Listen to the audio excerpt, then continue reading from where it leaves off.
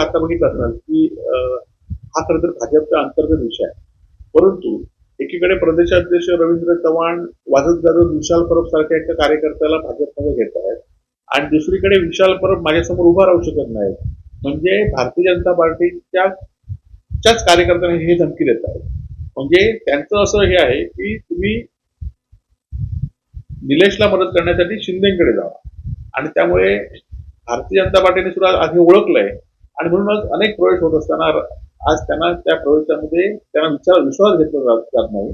त्यामुळे या सगळ्या गोष्टीमुळे राणेंची भाजपमध्ये ताकद कमी झाली असा मला विश्वास आहे. हा खरं तर वाद विशाल परब किंवा राणेंमधला नाही तर रवींद्र चव्हाण आणि राणेंमधला.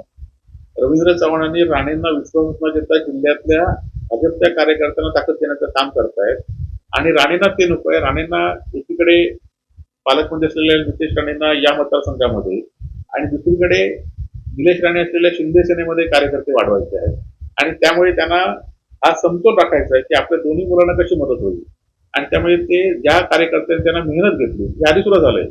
ज्या शिवसैनिकांनी अतोनात मेहनत करून यांना मुख्यमंत्री पदात पोहोचवलं त्या कार्यकर्त्यांचा विश्वास घेतला, काँग्रेसच्या कार्यकर्त्यांचा विश्वास घेतला आणि आता भारतीय जनता पार्टीच्या कार्यकर्त्यांचा विश्वास करत आहे.